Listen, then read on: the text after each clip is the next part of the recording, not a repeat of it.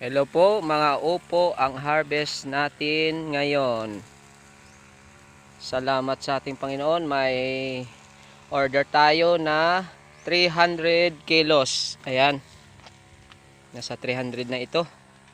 Kasi 12 na sako ito, no? Nasa 300 na ito kasi ang punuan nito ay 50 kilos. Nasa 12. Ibig sabihin more than 300 na ito, no? Ang ating harvest. Napakaganda ng ating upo, malalaki, makikinis. Ang ganda ng pag-alaga natin. At napakarami pa ring bunga. Tingnan nyo, may harvest na tayong 300 kilos. Ayan si Botbot, si Pakito Bilyar. Subscribe naman sa kanyang reels. Ayan. Ayan ang ating nasa 4 months na upo, pero patuloy pa rin ang kanyang pamumunga. Oh, thank God. Talagang maganda pa rin ang bunga niya. No, ang dahon talagang patay na, no? Pero naniningil pa rin, no? Patuloy pa rin nagsasanga ng bago at namumunga. Ayan, no?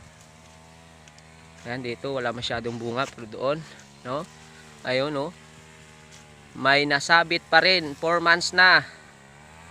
Oh, more than 4 tons na ang ating na harvest dito, no? Pero patuloy pa rin, no? Quality pa rin ang kanyang bunga. Mahaba, at tingnan nyo naman guys ang kanyang mga puno, no? Malalaki, no? Malalaki ang puno. Ayan, no? Nasabit. Ayan, may mga bunga pang nakikita kahit papano. 4 months na. At nasa more than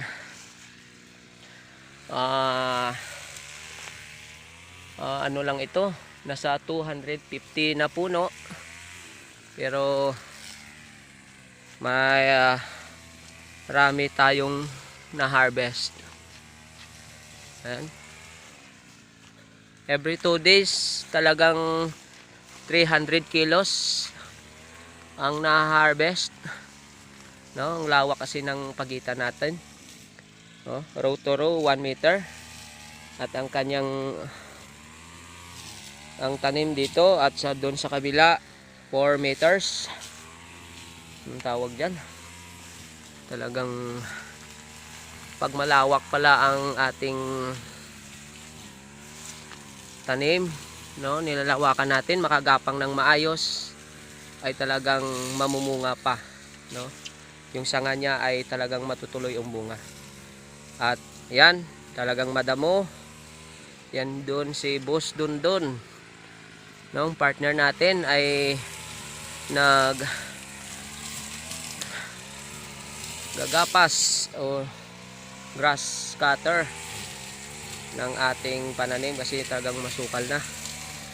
Ayan, dito yung bago natin, nasa more than nasa 300 na puno, at patuloy pa rin yung pamumunga.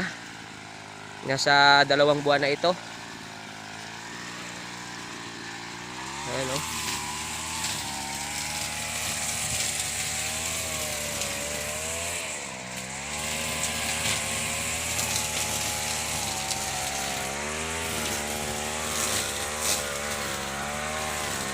Marami pa talagang mai-harvest, no?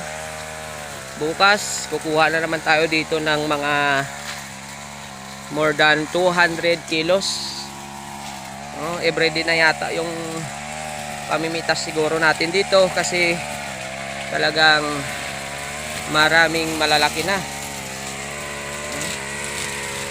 Nag-selected tayo rito bukas. Ayan, malinis na.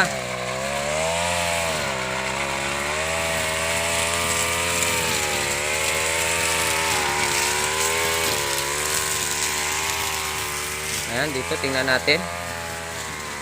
Ayan o, maraming maliliit na bunga na pwede pang ma-harvest.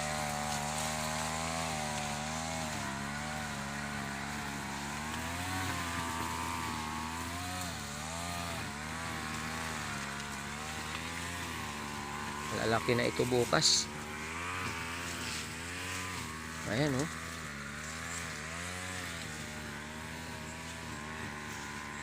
Ayan. Ang dami. Nandito tayo sa luma. Sa 4 months na. Ang ganda ng punuan niya oh, guys oh. Sikreto dito ay ang ipot lang ng manok. No, nilagay natin diyan bago natin itanim nung bata pa. Kaya tingnan nyo, pag malaki ang puno, matagal ang buhay ng tanim. At saka patuloy pa rin ang kanyang pamumunga dahil nasusuportahan niya ang kanyang mga tangkay, ang kanyang bunga kasi malalaki ang puno. No? Ayan oh.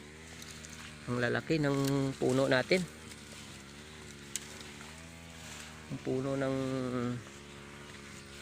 ayan oh, ang lalaki oh. Kaya ganyan, matagal matay ang ating upo kasi ganyan, malaki ang puno no? Unang-una pa lang sa pag-aalaga, palalakin yung puno niya para matagal no. Tasted na natin na pag malaki ang puno, matagal ang buhay, maraming maibubunga. Ayan. Ayan oh. Talagang lalaki. Laki ng puno nito oh. Yung bunga niya oh. Hindi pa ito na-sprayan ng insecticide. Every 15 days tayo nag-spray lang ng insecticide kasi hindi naman to ano ng mga uod, pero ito may kagat-kagat na naman. Kaya kailangan na naman siguro to sunod na araw. Ayan guys, dyan na lang. Sana support naman sa ating Facebook page tsaka sa YouTube.